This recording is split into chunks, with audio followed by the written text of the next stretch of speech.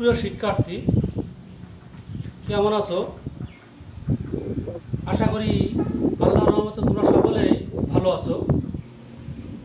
তোমাদের সাথে সরাসরি ক্লাসে সংযোগ হতে না পারলেও আমরা অনলাইনে ক্লাসের মাধ্যমে তোমাদের সাথে ক্লাস অব্যাহত রাখছি।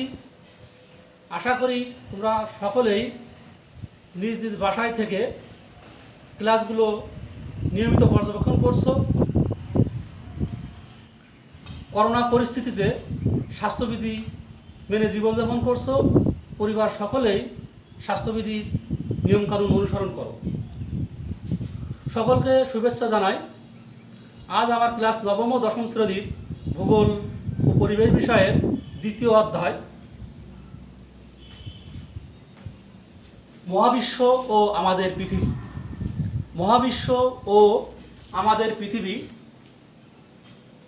এই অধ্যায়ে আজ আমরা আলোচনা করব ঋতু পরিবর্তন প্রক্রিয়া। ঋতু পরিবর্তন প্রক্রিয়া, ঋতু পরিবর্তনটা কি আমাদের সেটা আগে জানতে হবে। ঋতু পরিবর্তনটা কি? আমরা এই আমাদের দেশের আবহাওয়া তাপমাত্রা এক এক সময় এক এক রকম। বর্তমানে আমরা কিছুটা গরম পাচ্ছি, কিছু সামনে আসতেছে শীতের সময়। তো এটা কি, কেন? এই সারা বিশ্বে তাপমাত্রার পার্থক্য অনুসারে কিছু তাপমাত্রার পার্থক্য অনুসারে সারা বছরকে কয়েকটি ভাগে ভাগ করা হয়। এই কয়েকটি ভাগের প্রত্যেকটাকে এক একটা ঋতু বলে। সেইগুলা কি? যেমন গ্রীষ্মকাল, শরৎকাল, শীতকাল, বসন্তকাল। অর্থাৎ গ্রীষ্ম ঋতু, শরৎ ঋতু, বসন্ত ঋতু, শীত ঋতু। এই চারটি ঋতুতে তাপমাত্রা অনুযায়ী সারা বিশ্বের ঋতুকে ভাগ করা হয়েছে। এই ঋতুর পরিবর্তনের কেন ঋতু পরিবর্তন হয়, এর কিছু কারণ আছে। কেন ঋতু পরিবর্তন হয় তার কিছু কারণ আমরা দেখি। ঋতু পরিবর্তনের কারণ দিবারাত্রির তারতম্য। দিবারাত্রির তারতম্য বলতে বোঝানো হয় দিন এবং রাত। অনেক সময় দিন বড় হয়, রাত ছোট হয়, আবার অনেক সময় দিন ছোট হয়, রাত বড় হয়। যেমন আমরা আমাদের বাংলাদেশের আলোকে দেখতে পাই, আমরা এই গ্রীষ্মকালে আমাদের দিনটা বড় হয়, রাতটা ছোট হয়। আবার যখন শীতকাল আসে তখন আমাদের দিনটা ছোট হয়, রাতটা বড় হয়। এর কারণ আমরা পরবর্তীতে আলোচনার ভিতরে ফিরে যাব। এটা একটা কারণ। পৃথিবীর আকৃতি, আমরা জানি পৃথিবী কেমন। পৃথিবী গোলাকার, কমলা লেবুর আকৃতি আর কি। তো এই গোলাকার পৃথিবীর গোল বস্তুতে আমরা কি দেখতে পাই? গোল বস্তুতে সূর্যের আলো সমস্ত জায়গায় একইভাবে কিরণ দেয় না। যেখানে গোল বস্তু সরাসরি এক জায়গায় তির্যকভাবে পড়ে, আবার কোনো কোনো জায়গায় সোজাসুজিভাবে খাড়াভাবে লম্বালম্বিভাবে কিরণ দেয়। এই সূর্যের কিরণ লম্বালম্বিভাবে দিলে সেখানে তাপমাত্রা বেশি হয়, আবার যখন তির্যকভাবে যেখানে পড়ে সেখানে তাপমাত্রা কম হয়। সেখানে আমরা গ্রীষ্মকালীন এবং শীতকালীন এর কারণটা খুঁজে পাই। পৃথিবীর উপবৃত্তকার কক্ষপথ। পৃথিবীর কক্ষপথগুলো উপবৃত্তকার। পৃথিবীর কক্ষপথের কৌণিক অবস্থান। পৃথিবী যখন বিভিন্ন কক্ষপথে ঘোরে, সূর্যের চারিদিকে যে ঘোরে, যে পথকে অনুসরণ করে পৃথিবী ঘূর্ণায়মান, সেখানে দেখি পৃথিবী সর্বক্ষণিক 66.5 ডিগ্রি কোণে হেলে থাকে, হেলে ঘুরতে থাকে। 66.5 ডিগ্রি কোণে ঘুরতে থাকে। দ্যাট মিনস এইভাবে পৃথিবীতে ঘুরতে থাকে। এই যে উত্তর ছিল এটা, কিন্তু সরাসরি এই উত্তর মেরুটা উত্তরে না থেকে 66.5 ডিগ্রি কোণে হেলে থাকে। এই কক্ষপথের কৌণিক অবস্থানের কারণে ঋতু পরিবর্তন হয়ে থাকে বার্ষিক গতির কারণে। বার্ষিক গতি আমরা জানি, বার্ষিক গতি কি? পৃথিবী সূর্যের চতুর্দিকে 365 দিন 5 ঘন্টা 48 মিনিট 47 সেকেন্ডে একবার ঘুরে আসে। এই ঘুরে আসাকে বার্ষিক গতি বলে। এই ঘুরে আসার ফলে পৃথিবীর কোথাও কোনো সময় রাত, দিন, গ্রীষ্মকাল, শরৎকাল এইগুলো বিরাজ করে। এই ছিল ঋতু পরিবর্তনের কারণ। আমরা দেখবো এবার দেখবো ঋতু পরিবর্তনের প্রক্রিয়া, কোন প্রক্রিয়ায় আমাদের এই ঋতুগুলো পরিবর্তন হয়। ঋতু পরিবর্তনের প্রক্রিয়া দেখব।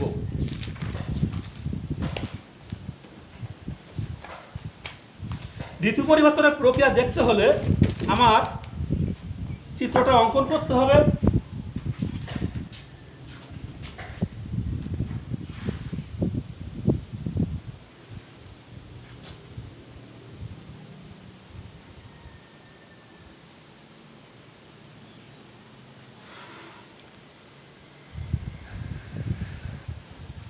আমরা দেখছি এটা একটা সূর্যের স্যাম্পল, সূর্যকে বোঝানো হচ্ছে। আমরা এগুলা দেখি পৃথিবীর, সূর্যকে কেন্দ্র করে পৃথিবী কোন কক্ষপথে ঘুরছে।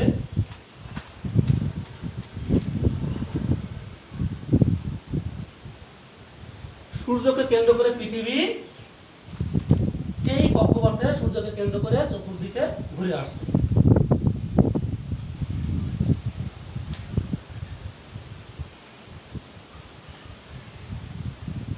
আমরা দেখছি পৃথিবীর অবস্থান, পৃথিবী সার্বক্ষণিক কিছুটা কৌণিক ভাবে অবস্থান করেছে।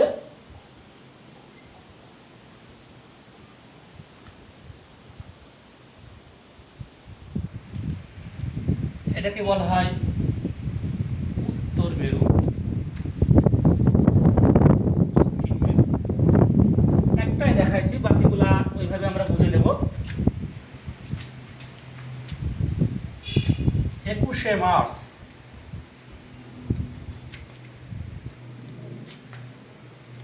আমরা দেখছি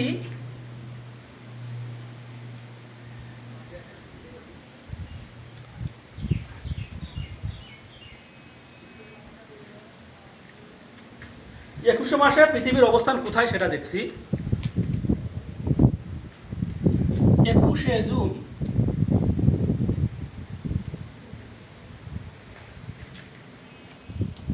21শে মার্চ, 21শে জুন, 23শে সেপ্টেম্বর,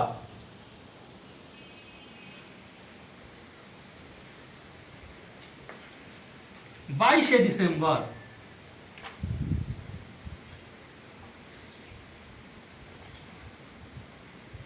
22শে ডিসেম্বর।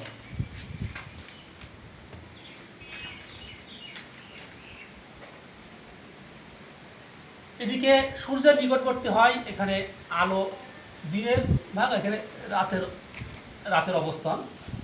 ঠিক একইভাবে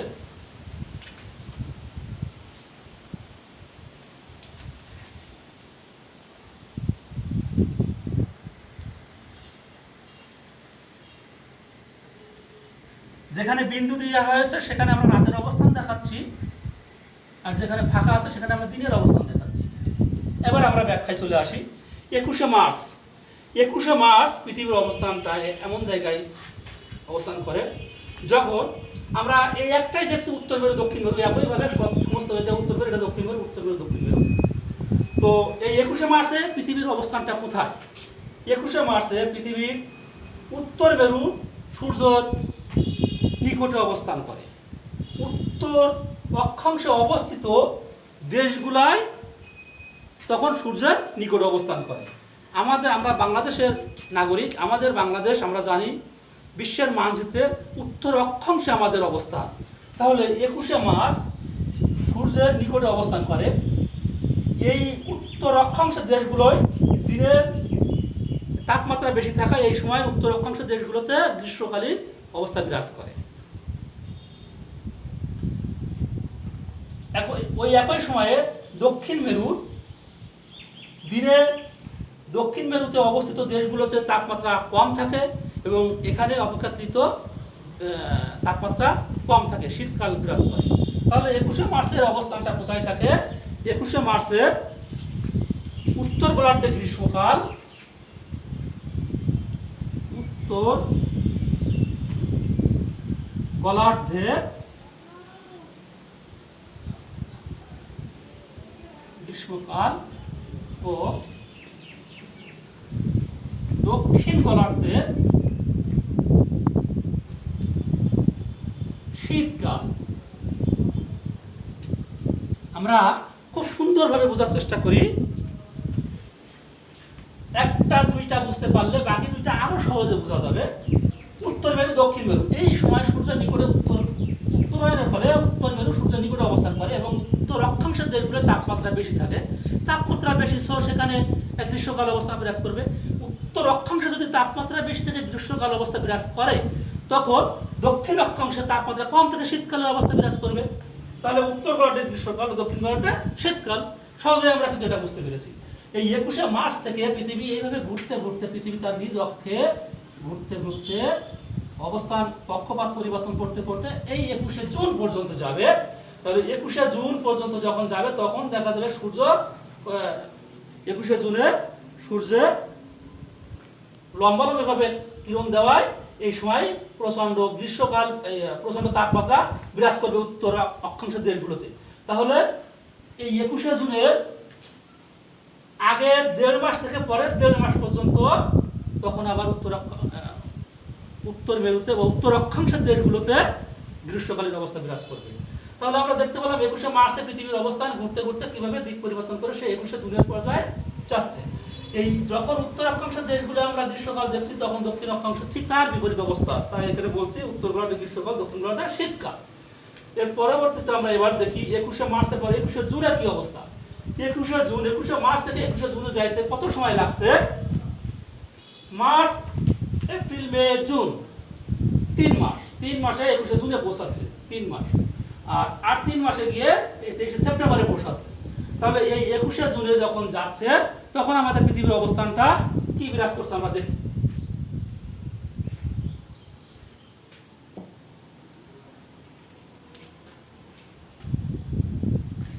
একুশে জুনের সময় উত্তর মেরু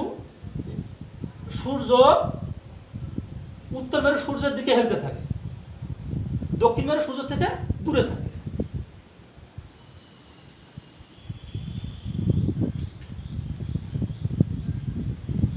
উত্তর মেরু সূর্য থেকে নিকটে থাকায় দক্ষিণ মেরু সূর্য দূরে থাকে। উত্তর মেরুতে যখন আমরা দেখি তাপমাত্রা, সূর্যের তাপমাত্রা বেশি পাওয়ায় সেখানে উষ্ণ গরম অনুভূত হয়। এখানে অনেকটা শরৎকাল, এই সময় এখানে শরৎকাল বিরাজ করে এবং তার বিপরীত পাশে বসন্তকাল বিরাজ করে। 21শে জুনে উত্তর অক্ষাংশের দেশগুলোতে শরৎকাল বিরাজ করে, দক্ষিণ অক্ষাংশের দেশগুলোতে বসন্তকাল বিরাজ করে। কারণ এই সময়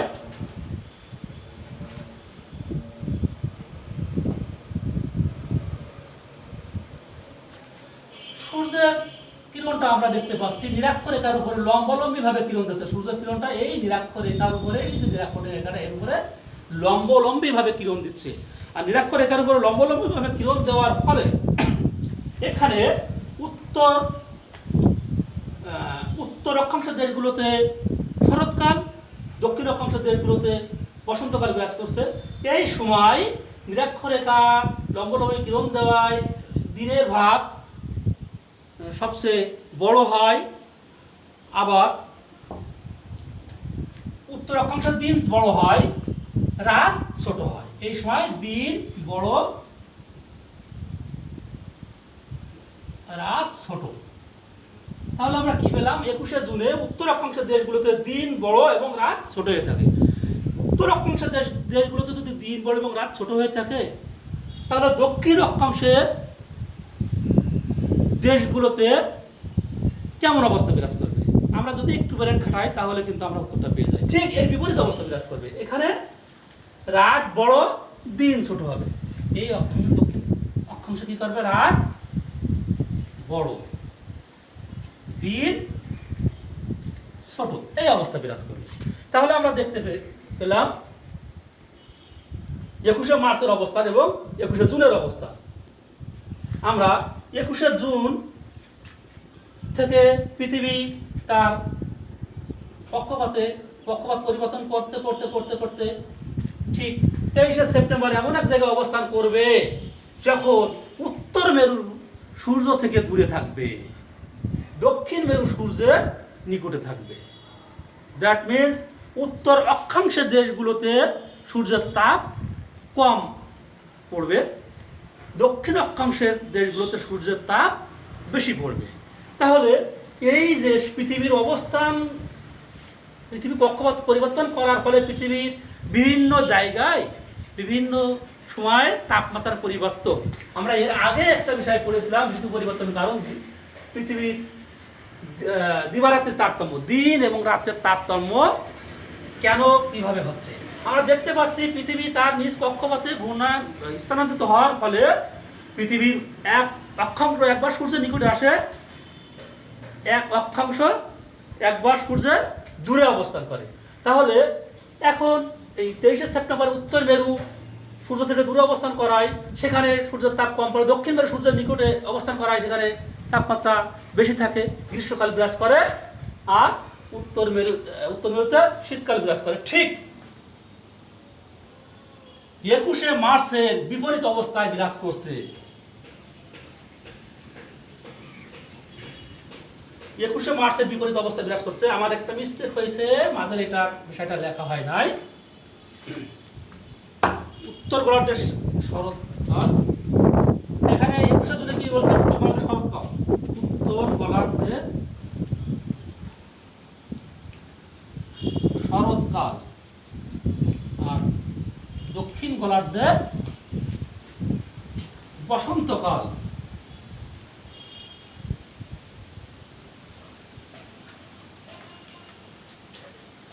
23শে সেপ্টেম্বর 21শে মার্চের বিপরীত অবস্থা বিরাজ করবে। উত্তর গোলার্ধে শীতকাল হবে, দক্ষিণ গোলার্ধে গ্রীষ্মকাল হবে। উত্তর গোলার্ধে শীতকাল, দক্ষিণ গোলার্ধে গ্রীষ্মকাল। তাহলে আমরা দেখতে পেলাম 21শে মার্চের যে অবস্থা, 23শে সেপ্টেম্বর তার বিপরীত অবস্থা। 23শে সেপ্টেম্বর থেকে পৃথিবী তার নিজ কক্ষপথে ঘূর্ণায়মান এবং স্থানান্তরিত হওয়ার ফলে 22শে ডিসেম্বর এমন এক জায়গায় অবস্থান করে যখন উত্তর মেরু সূর্য থেকে দূরে অবস্থান করে, দক্ষিণ মেরু সূর্যের নিকটে অবস্থান করে। তখন দক্ষিণ মেরু সূর্যের নিকটে অবস্থান করায় দক্ষিণ অক্ষাংশের দেশগুলো তাপমাত্রা বেশি থাকে, সেখানে গ্রীষ্মকাল অবস্থা বিরাজ করে। উত্তর অক্ষাংশের দেশগুলো তাপমাত্রা কম থাকে, সেখানে শীতকাল অবস্থা বিরাজ করে। এই সময় দিবারাত্রি পার্থক্য কেমন হয় আমরা দেখি। ঠিক 21শে জুনে যে অবস্থা হয়েছিল তার বিপরীত অবস্থা বিরাজ করে। এখানে উত্তর গোলার্ধের দিন ছোট হয়,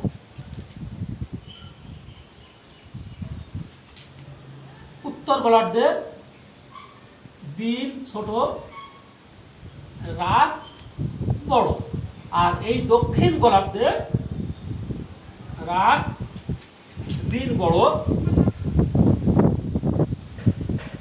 রাত ছোট।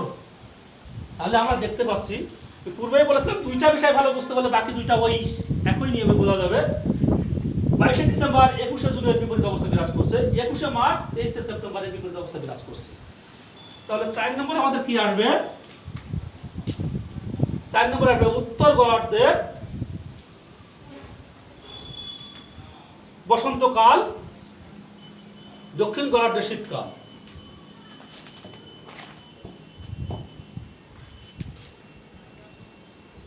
উত্তর গোলার্ধে বসন্তকাল,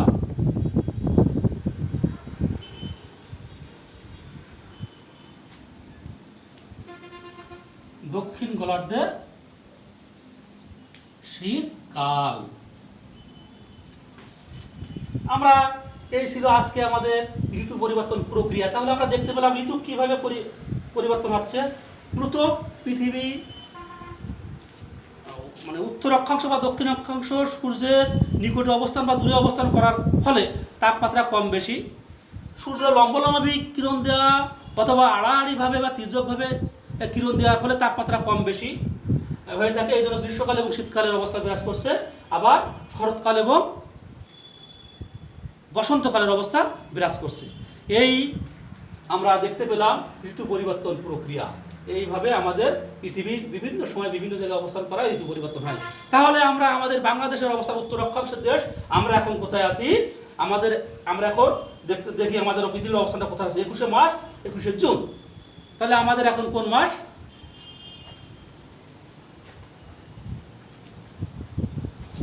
আগস্ট মাস। আগস্ট মাস। তাহলে জুন আর September, June, July, August, September. তাহলে জুন, জুলাই, আগস্ট, সেপ্টেম্বর। তাহলে আমাদের এখন অবস্থান আছে এমন জায়গায়, আমাদের পৃথিবীটা অবস্থান আছে এরকম জায়গায়। এই ছিল আমাদের ঋতু পরিবর্তন প্রক্রিয়া। সকলে আশা করি ক্লাসটা সুন্দরভাবে পর্যবেক্ষণ করছো, বোঝার চেষ্টা করেছো। আমরা দ্বিতীয় অধ্যায় মহাবিশ্ব, আমাদের পৃথিবীর এই অংশটা সকলে পড়ে নিব। পড়ার পর যদি আমাদের ভিতরে আরও কিছু প্রশ্ন থেকে যায়, প্রশ্নগুলো সরাসরি আমার কাছে করলে আমি এই প্রশ্নগুলোর সমাধান বের করে দিব। আমরা সকলে পড়ব। পরবর্তী ক্লাসের জন্য কিছু HW আমি প্রিয় ছাত্রছাত্রী তোমাদেরকে দিচ্ছি। দ্বিতীয় অধ্যায় ঋতু পরিবর্তনের প্রক্রিয়া পুরোটা মানচিত্র অঙ্কন করবে, এবং বইটা যেভাবে বিভিন্ন দিক নির্দেশনা, আমি সময় স্বল্পতা এবং একই বোর্ডে লেখার কারণে আমি বেশি ইনফরমেশন এখানে দিতে পারি নাই, সেগুলো লিখবে।